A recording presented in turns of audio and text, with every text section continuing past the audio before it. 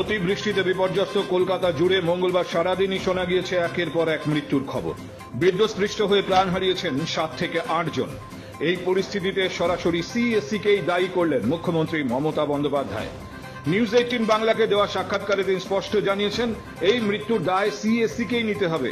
এখনই জরুরি ভিত্তিতে তার কর্মীদের নামাতে হবে।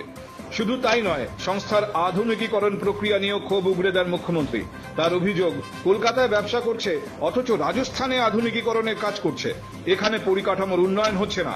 কতবার বলেছি, বলতে বলতে মুখ ব্যথা হয়ে গিয়েছে। মুখ্যমন্ত্রী আরো জানান, তিনি মৃতদের পরিবারের পাশে থাকবেন এবং ক্ষতিগ্রস্ত পরিবারগুলির জন্য ক্ষতিপূরণ ছাড়াও চাকরির ব্যবস্থা করতে হবে সিএসসিকেই। সিএসসির কাছে তিনি সরাসরি দাবি তোলেন, প্রতিটি মৃতর পরিবারের অন্তত একজনকে চাকরি দিতে হবে। এদিন সাংবাদিকদের মুখোমুখি হয়ে মুখ্যমন্ত্রী বলেন, আমি এমন বৃষ্টি জীবনে দেখিনি।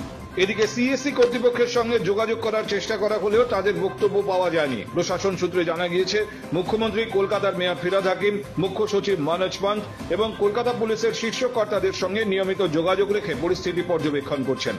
দুর্যোগে ক্ষতিগ্রস্ত পরিবারগুলির প্রতি শোক প্রকাশ করে মুখ্যমন্ত্রী আশ্বাস দেন, রাজ্য সরকারও পাশে থাকবে। তবে একই সঙ্গে তিনি বার্তা দেন, মানুষের জীবনের দায় এড়াতে পারবে না বিদ্যুৎ বিতরণ সংস্থা। শহরের বিদ্যুৎ ও জল জমার সমস্যা নিয়ে ক্ষোভ জমছে সাধারণ মানুষের মধ্যেও। বিশেষজ্ঞ মহলের মতে, পরিকাঠামো উন্নয়ন ও জরুরি মেরামতির অভাবেই এমন পরিস্থিতি তৈরি হচ্ছে বারবার। ফলে মুখ্যমন্ত্রী সরাসরি তোপে আরও চাপে পড়ল সিএসসি। High news network.